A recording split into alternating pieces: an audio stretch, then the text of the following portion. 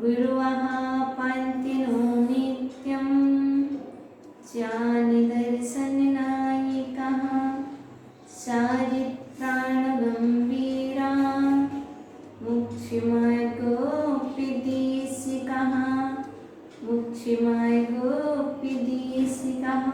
बोले देवाधिदेविकल मोलक श्री आदिनाथ भगवान की जय। 24 तीर्थंकर भगवान की जय। 10 लक्षण महापर्व की जय। उत्तम त्याग धर्म की जय। बोले प्रातः स्मरणीय सारस्वत कवि नई चक्रवर्ती मंगलवर आचार्य शिष्य विभव सागर जी महाराज की जय। परम पूज्य आचार्य पुष्पात देव की जय। श्री माता जी की जय। आत्मन हिमा चिनवाणी तेरी जय हो, शिदाओ विजय हो, तेरी विशाल पद में श्रुता सूर्य का उदय हो, श्रुता ब्रह्म का उदय। आत्मन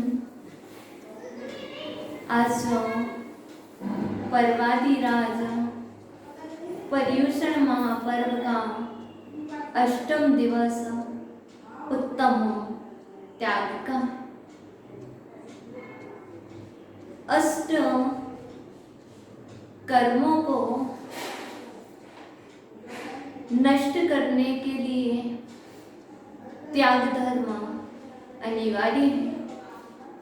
बिना त्याग के अष्ट कर्मों को नष्ट नहीं किया जा सकता है। जब हम त्याग की पराकाष्ठा पर खड़े उतरते हैं तभी हम अष्ट कर्म से मुक्त हो पाते हैं। अर्थात कहने का तात्पर्य है मानव जीवन की सफलता त्याग धर्म में नहीं, परिग्रह संग्रहित करने में मनुष्य जीवन की सफलता नहीं है। यदि महान बनना है, श्रेष्ठ बनना है तो त्याग करके ही श्रेष्ठ बना जाता है। त्याग करके ही महान बना जाता है। जितने भी महापुरुष हुए हैं, जितने भी महान व्यक्तित्व के धनी हुए हैं, वह मात्र त्याग करके ही हुए हैं। जिसका जितना उत्कृष्ट त्याग होगा वह उतना महान। त्याग शब्द संयत के जीवन में आता है। जो साधु संत होते हैं वह त्याग करते हैं। आज त्याग धर्म है। श्रावक जीवन में त्याग से तात्पर्य दान से। श्रावक दान करते हैं। श्रावक धन का दान देते हैं। लेकिन जो साधु होते हैं, जो संयत होते हैं, वह त्याग करके जीवन को धन्य मानते हैं। त्याग करके अपने आप को सुखी मानते हैं। श्रावक पैसा देता है, दान देता है और खुश आनंद मनाता है। आचार्य मोहन कहते हैं जिसकी जो कोटि है, जिसकी जो क्वालिटी है, वह अपनी अपनी क्वालिटी के अनुरूप त्याग करता है। कोई अपनी क्वालिटी के अनुरूप दान करता है। क्योंकि दान और त्याग कोई भिन्न भिन्न चीज नहीं है। अनुग्रहार्थम स्वस्याति सर्वोदानम। आचार्य स्वामी जी महाराज ने तत्वार्थ सूत्र में कहा है, स्व और पर के हित के लिए अपनी वस्तु का दान देना त्याग कहलाता है, जिससे स्वयं का भी हित हो और दूसरे का भी हित, अपना हित और सामने वाले का हित, और वही स्व पर के हित के लिए अपनी वस्तु का दान देना त्याग कहलाता। और त्याग धर्म को आचार्य मोहन ने सर्वार्थ सिद्धि में कहा, संयतस् योग्यम ज्ञानादि दानम त्याग। संयतस् योग्यम ज्ञानादि दानम त्याग।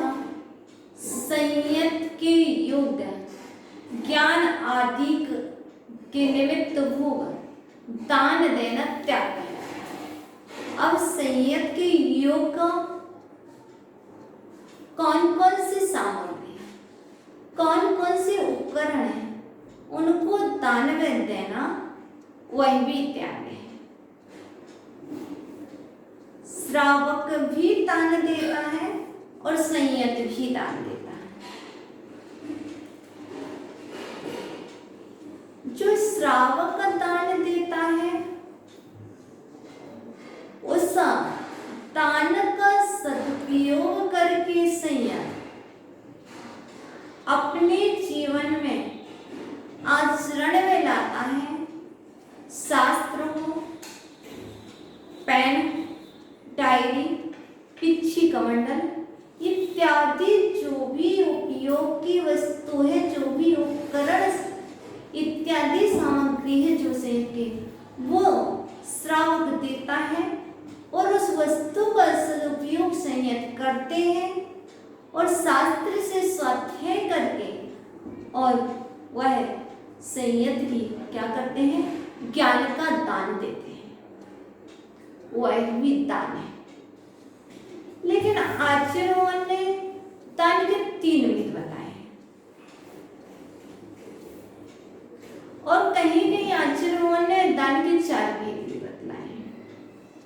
हमारे लिए दोनों प्रकार के महत्वपूर्ण हैं, 3 प्रकार भी महत्वपूर्ण है और 4 प्रकार भी महत्वपूर्ण। यदि 3 विध करते हैं तो आहार दान, औषधि दान और ज्ञान दान, ये 3 भेदाएं हैं। और कहीं कहीं पर शास्त्र में दान के 4 भेद दिया है, आहार दान, औषधि दान, अभय दान और ज्ञान दान।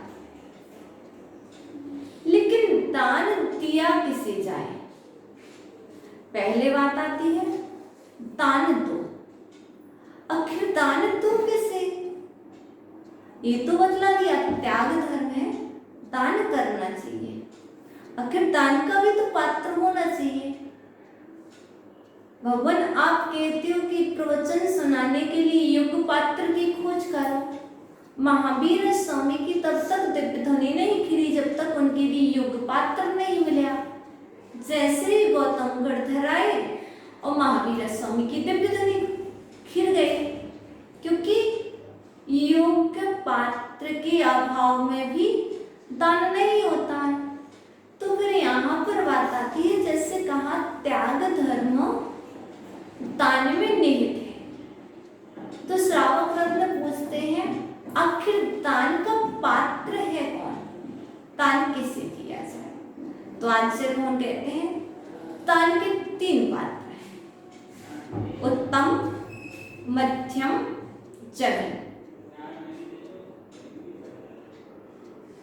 अब ये तीनों पात्र दान में निहित करना है।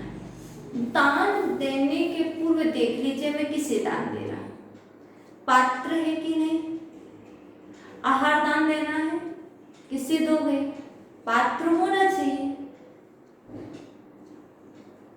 औषधि दान देना है, किसे दोगे, पात्र होगा तभी तो दोगे। बिना पात्र के आहार दान दिया जा सकता क्या, नहीं दिया जा सकता।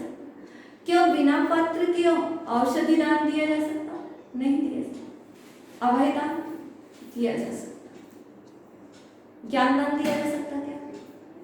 नहीं। लेकिन यहाँ पर अपन को पात्र को ही देना है। अभय दान भी देना तो किसको देना? पात्र को देना। तो पात्र की आपको खोज करना पड़ेगी। तो उत्तम पात्र कौन कहलाते हैं? क्या जानवरों को दाना खिलाना, तृण प्राणी को? आश्चर्य कौन कहती है? दान तान नहीं है, ये करुणा है, ये दया भाव है, यह जीव रक्षा का भाव है।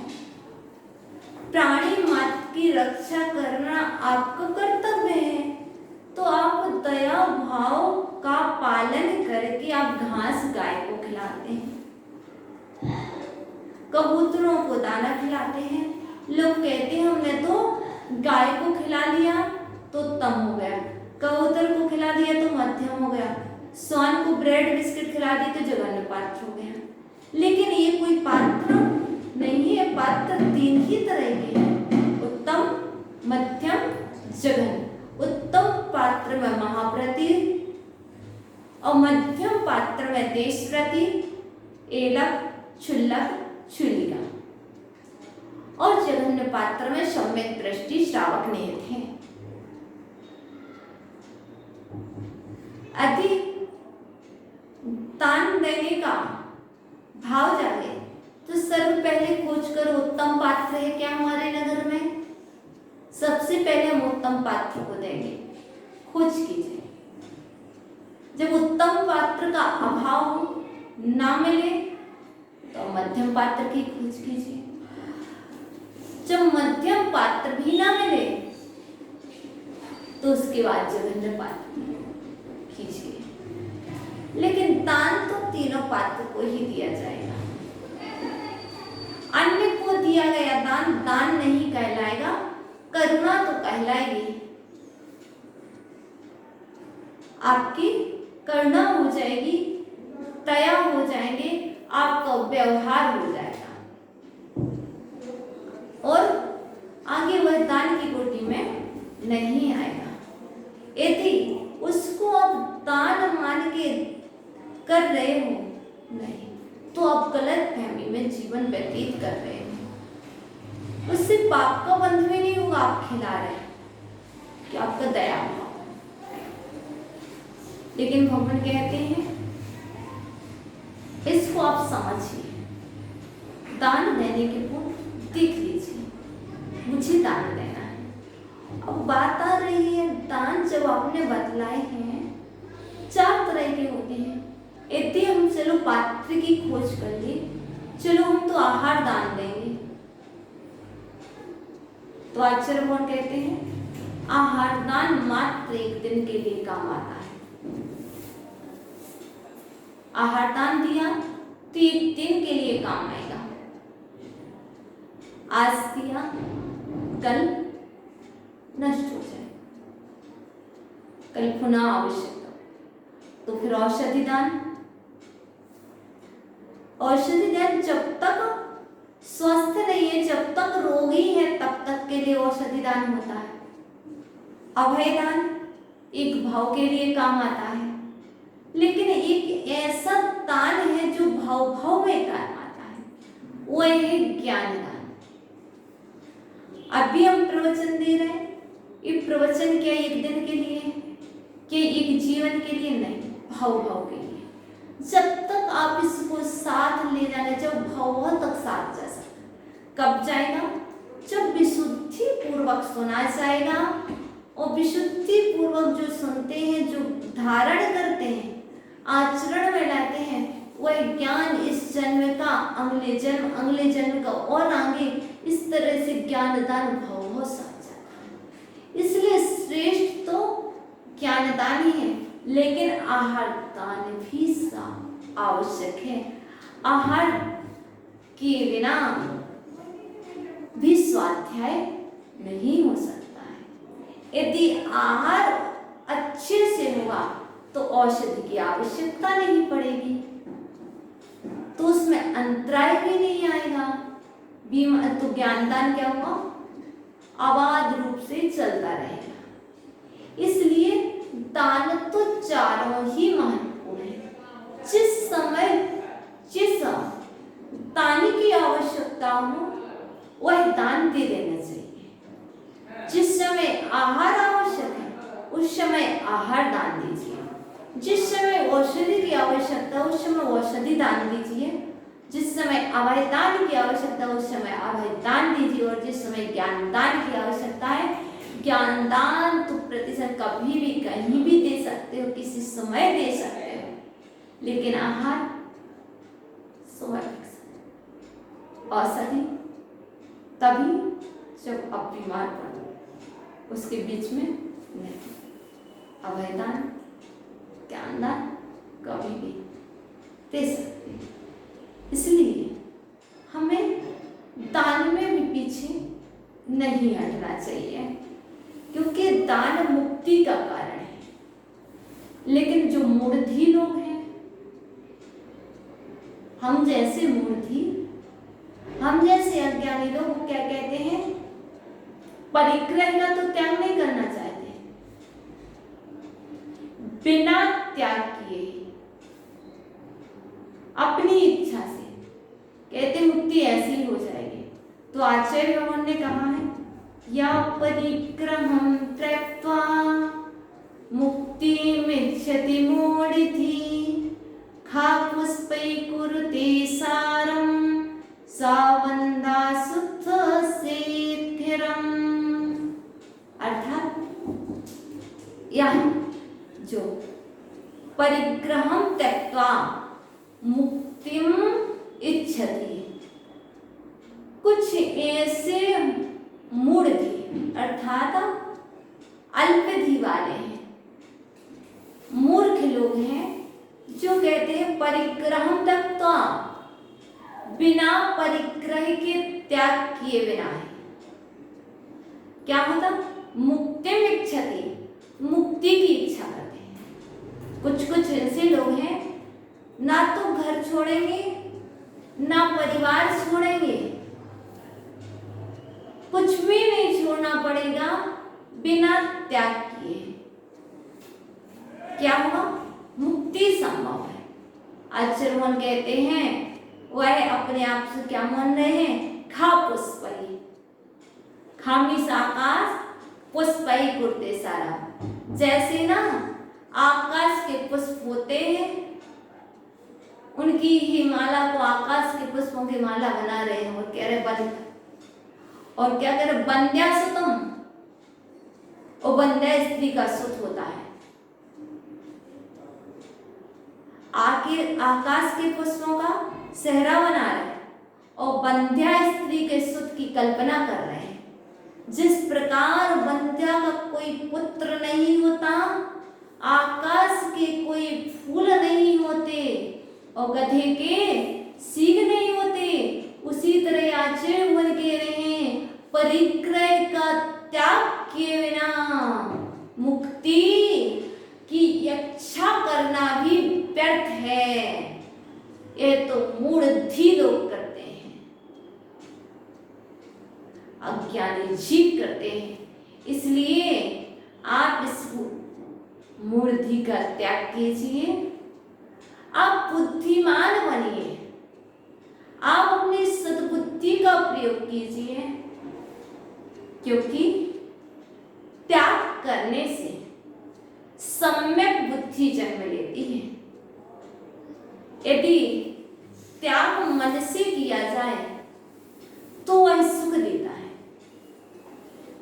यदि दान पराधीनता बस दिया जाए, मन से ना दिया जाए, तो वह त्याग दान भी आपको बीच बीच में परेशान करता रहेगा, मन में लगा रहेगा।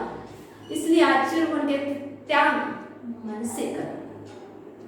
जब मन से त्याग करोगे तो आनंद की अनुभूति होगी, क्योंकि मूर्छा परिग्रह, मूर्छा परिग्रह, मूर्छा का भाव होना ममत्व का भाव होना क्या है? परिग्रह। त्याग भी कर दिया लेकिन अभी ममत्व बना हुआ है। कैसा? घर तो छूट गया। एक बार की बात आपको याद है, एक मुनिराज विहार कर रहे थे। एक बाबा बोला, महाराज हम सब कुछ के त्यागी हैं, हमने सब कुछ त्याग दिया, घर छोड़ दिया, परिवार छोड़ दिया, बच्चे छोड़ दिए, पत्नी छोड़ दी, सब कुछ छोड़ दिया। बस मैं इस जंगल में, इस कुटिया में रहता हूं। चलते चलते महाराज को अपनी कुटिया ले गया। महाराज उठे, वापस से पूछा, महाराज एक बात तो बता दो, मेरी कुटिया कैसी लगी? महाराज एक बात तो बता दो, मेरी कुटिया कैसी लगी? कुटिया भी मैं छोड़ दे रहा, लेकिन आप बता दो मेरी कुटिया कैसी लगी? वह बाबा और कोई नहीं है, मैं ही। जिसकी हम बात कर रहे हैं वह बाबा कोई दूसरा नहीं, मैं ही हूं। जहां मैं रहा हूं या जहां मैं रह रहा हूं उसको छोड़ भी दिया, छूट भी जाएगा, उसके बाद भी मैं क्या कह रहा, ये तो बता दो लगा कैसा? अर्थात उससे ममत्व अब भी है। तो क्या होगा? मूर्छा भाव है, ममत्व भाव है, लेकिन बाहर में तो परिग्रह छूट गया, अंदर में परिग्रह वसा हुआ है। क्योंकि हमने कल बताया था जो संयत होते हैं वह अभ्यंतर व बहिरंग परिग्रह के त्यागी होते हैं। बाह्य परिग्रह में हमने आपको बतलाया था क्षेत्र, वास्तु, ऋण, धन, धान, प्रमाण, प्रमाणातिक्रमण ये हैं। तो अभ्यंतर परिग्रह में नो नोकस है, हस, रति, अरति, शोक, भय, जुगुप्सा, स्त्रीवीर, पुरुषवीर, नपुंसकवीर, क्रोध, मान, माया, लोभ, ये अभ्यंतर परिग्रह है। आपके अंदर में छूटा कि नहीं छूटा? बाहर का घर छूट गया, घर वाले छूट गए, लेकिन अभी आपका वो ममत्व भाव छूटा कि नहीं? यदि वो ममत्व भाव बना है तो क्या है? संस्कार वह मूर्छा परिग्रह चल रहा। आचार्य भगवान कहते इससे भी मुक्ति होने वाली नहीं है, इसका भी क्या करना पड़ेगा? त्याग करना पड़ेगा। जब आप त्याग करोगे तभी आप शांति महसूस कर पाओगे। इसके बाद शांति को महसूस करना है, क्योंकि आपको याद होगा आपका जन्म इस संसार में हुआ, परिग्रह के साथ जन्म लिए, क्योंकि सम्राट सिकंदर की अंतिम इच्छा, सम्राट सिकंदर जब मृत्यु की ओर थे तब पूछा आपकी अंतिम इच्छा क्या है? तो सम्राट सिकंदर ने कहा था जब मैं मरूं तो मेरे हाथ खोल करके बाहर निकाल लेना, अर्थी से मेरे हाथ बाहर निकाल लेना। क्यों? ताकि मैं जगत को संदेश दे करके जाऊं। जब सम्राट सिकंदर इस धरा पर आया था तो मुट्ठी बांध कर आया। और जब सम्राट सिकंदर इस धरा से गया तो मुट्ठी खुल कर के गया। इस तरह पर सब धरा रह जाएगा, बांध कर मुट्ठी जो आया कर पसारे जाएगा। जब सम्राट सिकंदर मरा था ना, जब वो इस दुनिया को छोड़कर के गया था, तब उस समय यही बात कह के गया था, इस तरह पर सब धरा रह जाएगा, बांध कर मुट्ठी जो आया कर पसारे जाएगा। जब सम्राट सिकंदर जैसे लोग कुछ भी साथ लेके गए, अब भले कितने मुट्ठी बांध कर आओ, जब भी जाओगे हाथ खुले ही जाएंगे। कितना भी जोड़ लेना, कितना भी रख लेना, कुछ भी साथ जाने वाला नहीं है। और इस परिग्रह दुख का कारण है।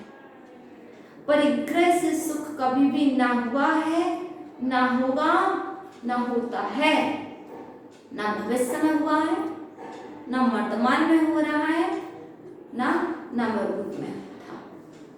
कभी भी सुख नहीं हुआ।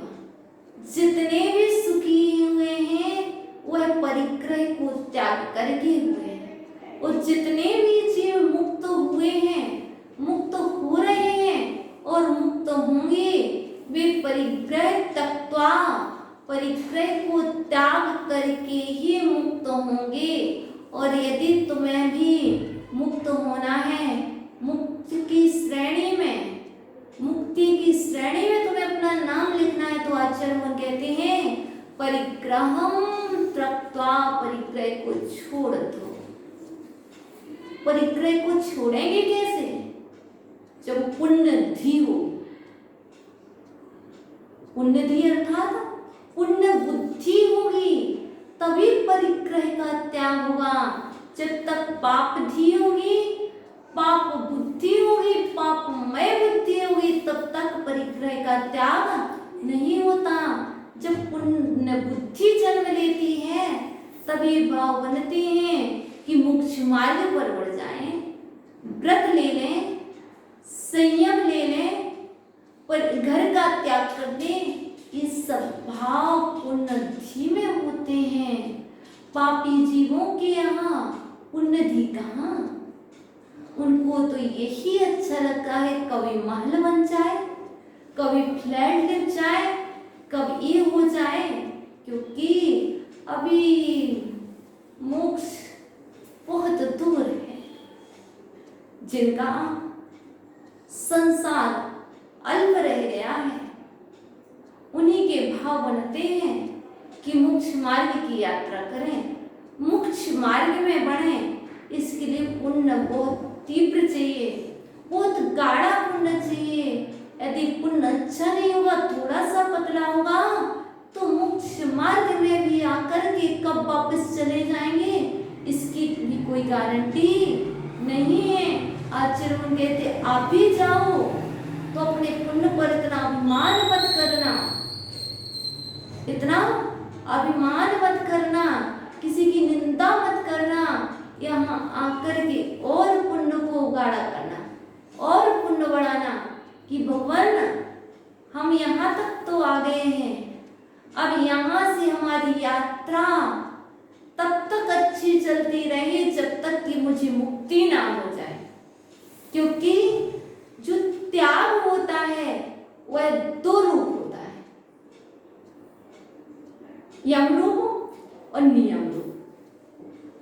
हमें यह जो त्याग किया है, यह जो वेश धारण किया है, ये जो संयम लिया है, वह यम रूप लिया है। हे प्रभु, इतना पुण्य रहे सत्ता में, इतना पुण्य बढ़े कि हमारा यह संयम यम रूप चलता रहे, जीवन पर्यंत जैसा लिया है, जैसा ग्रहण किया है, उसी तरह इसका पालन करते रहे। जो नियम लिए हैं उनका निरतिचार निर्दोष रीति से पालन होता रहे, इतना आशीर्वाद देना प्रभु। आशीर्वाद से ही सफल हुआ है और आगे भी होगा। कभी अभिमान मत कर लेना, कभी किसी की निंदा मत कर लेना, क्योंकि अपने त्याग के कारण दूसरों को हीन मत समझना। वह भी श्रेष्ठ है, अपनी योग्यता अनुसार त्याग कर रहे हैं। उनको हम मार्ग दिखलाएंगे, उस मार्ग को जान करके वह भी इस मार्ग पर बढ़ते हैं। इसलिए हमें मार्ग जो भी मिला है हमारे पूज्य गुरुओं ने दिया है, और हम भी जो भटक रहे हैं उनको मार्गदर्शक बने। यदि मार्गदर्शक बनते रहे तब तो श्रेष्ठता है, सफलता है, क्योंकि मार्ग को दिखाने वाला भी अनिवार्य है। यदि मार्ग दिखाने वाला ना मिले तो मार्ग से भटक जाएंगे, पतित हो जाएंगे। जिनवाणी माँ जो हमें ज्ञानदान स्वरूप जिनवाणी माँ भेंट होती है, वह हमें मार्गदर्शक होती है, पथ प्रदर्शक होती है। कैसे चलना, कैसे जीना। जब गुरुजन नहीं होते हैं उस समय जिनवाणी माँ शिक्षा देती है। इसलिए इसका अच्छी तरह से उपयोग करना। आप अपने यम को और नियम को अच्छी तरह से निभा पाओगे। जो आपने संकल्प किया है, जो आपका प्रण है, उस प्रण को पूरा करने के लिए, उस त्याग धर्म को पूर्ण करने के लिए आपको जिनवाणी माँ की अति आवश्यकता है। इसलिए त्याग से व्यक्ति महान हो रहा है। आज जिन्होंने त्याग किया है उनकी पूजन हो रही है। जिन्होंने त्याग किया है उनको ऊंचा आसन दिया जा रहा है। क्यों? क्योंकि त्याग है। ये वर्तमान में ही हम प्रैक्टिकल रूप में देख सकते हैं।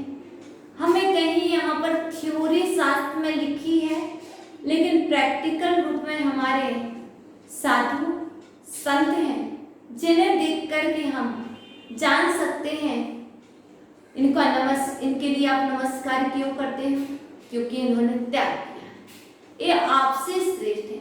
जब तक त्याग नहीं किया था तब तक वह आपके जैसे थे। जिस समय, जिस क्षण जब त्याग कर दिया वह उस समय आपसे महान हो गए।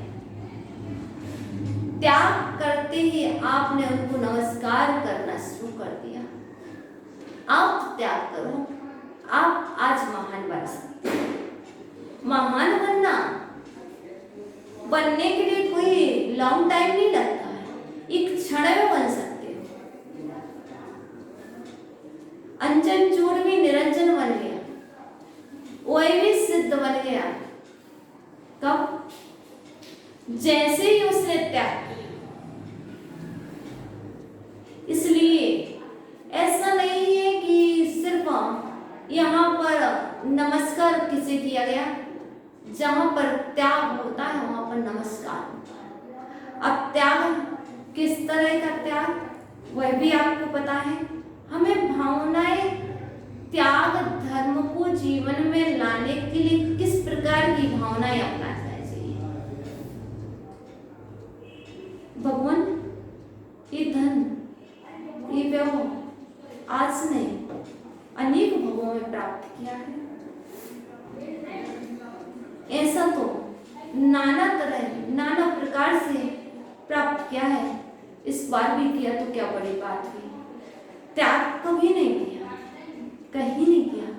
सिर्फ मनुष्य क्षण ही तो, जीवन ही तो मिला है जिसमें हम त्याग कर सकते हैं। हमें बहुत कुछ सोचना पड़ेगा, हमें भावनाएं भरना पड़ेंगी, तब हम त्याग धर्म को जीवन में ला सकते हैं। जब तक हम भावनाएं नहीं लाएंगे मय जीवन नहीं बनेगा। त्यागमय जीवन बनाने के लिए कुछ मत करो, उनको देखो जिनको देख करके त्याग के भाव हो जाए। भगवान को देखो, वो वीतरागी है। वीतरागी को देख करके वैराग्य आना चाहिए। जैसे रागी को देखते हैं तो राग भाव बढ़ता है, उसी तरह हमने भगवान को देखा, वीतरागी को देखा तो वैराग्य आया कि नहीं आया। भोजन देखते हैं तो खाने के भाव बन जाते हैं। आप कहते हो हम देख लेते हैं उपवास हैं, चौके में नहीं जाना, भोजन नहीं कराना, हम देखते हैं तो खाने की इच्छा होने लगती है। लोग बोलते हैं तो यही बात तो कह रहे हैं, जिसे देखोगे वैसे ही तो भाव आएंगे। अच्छा देखोगे, त्यागी को देखोगे तो त्याग के भाव उमड़ेंगे। रागी को देखोगे तो राग के भाव उमड़ेंगे, और वीतरागी को देखोगे तो वीतरागता के परिणाम बनेंगे, वैराग्य के परिणाम बनेंगे। जो वैराग्य के परिणाम बनेंगे तो जीवन में त्याग धर्म आएगा। जब तक वैराग्य के परिणाम नहीं होंगे, वीतरागता के भाव नहीं होंगे, राग का परिहार नहीं होगा, द्वेष का परिहार नहीं होगा, तब तक वैराग्य नहीं आ सकता है।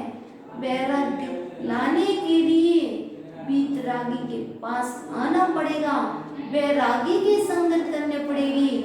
जिसकी संगति करोगे वैसे ही बनोगे।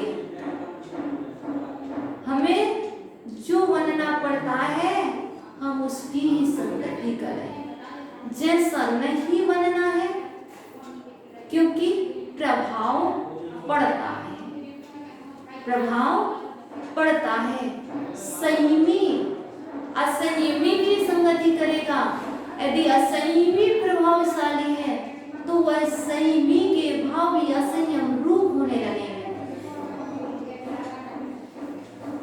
क्योंकि उसकी ऊर्जा देखी जाएगी, कौन सा अधिक ऊर्जा वाला है, उसका और क्या है।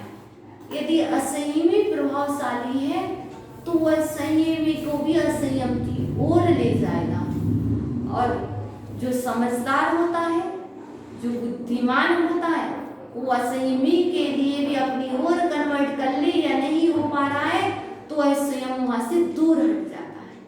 क्यों भैया? पुण्य के कारण तो संयम मिला था, और पाप कर्म का योग गया तो असंयमी की संगति हो गई, और तीव्र पाप कर्म का उदय आया तो असंयम रूप भाव होने लगे। भगवान मुझे इस संगति से बचाना। हे प्रभु, उन्हीं जीवों की संगति हो जो मुझे मुक्ति की ओर ले जाए, जो मुक्ति से नीचे की ओर ले जाए, संसार की ओर ले जाए। वो संगति मुझे नहीं करना है। इसलिए जिसकी संगति करोगे, जिसकी संगति में रहोगे, वैसे बन जाओगे। पूज्य गुरुवर एक बहुत अच्छा एग्जाम्पल देते थे।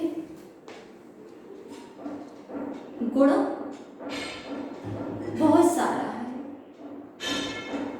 और रेत में गिर गया। गुड़ बहुत सारा है, धूल में गिर गया, तो वह धूल थोड़ी थी, अल्प थी, तो वह धूल भी गुड़ के कारण गुड़ रूप में बिक्री में चली गई। और वस्तु गुड़ अल्प था और रेत अधिक थी, वह धूल में गिर गई, तो वह गुड़ भी रेत रूप में चला गया।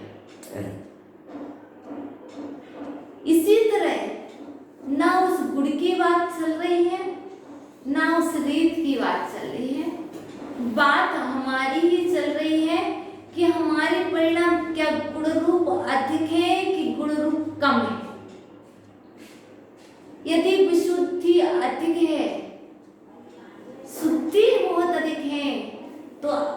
गुण रूप है और अल्प है और रेत अधिक है, तो उस रूप से होगा। अब बनाना आपको है, सोच समझ करके करे करो। पहले कह दिया ही उपादेयम, क्या त्यागने योग्य है, क्या ग्रहण करने योग्य है, क्योंकि आज त्याग धर्म है। त्याग धर्म पर मुझे क्या यही है, क्या उपादेय है, मुझे क्या छोड़ना चाहिए, क्या नहीं छोड़ना चाहिए। जिसको कभी नहीं छोड़ा, क्योंकि बाहर का परिग्रह छोड़ दिया तो अंदर का परिग्रह छोड़ दो। क्रोध, मान, माया, लोभ, नो कसा, इनको छोड़ दीजिए, क्योंकि आगे आगे जितना बहिरंग परिग्रह हानिकारक था, उससे ज्यादा हानिकारक अंतरंग परिग्रह है। अब बाबा की कुटिया में आग लगा दी बाबा ने कुटिया में आग लगा दी, जला दी। मुनिराज ने कहा कुटिया तो छूट गई, लेकिन कुटिया में बाहर के तो कुटिया तो जला दी, लेकिन फिर भी महाराज मैंने आग लगा दी कुटिया में, लेकिन एक बार तो बता दो कुटिया थी कैसी? बाबा कुटिया थी कैसी? मुनिराज कहते तुम्हारी कुटिया नहीं छूटी, क्योंकि कुटिया जल गई, लेकिन कुटिया में ममत्व भाव रखा है, बुद्धि में रखी है, तो कुटिया हानिकारक ही है। इसी तरह हमारे सब कुछ तो छूट गया, लेकिन हमारे अंदर में वही भाव रखा हुआ है, तो कुटिया नहीं छूटी।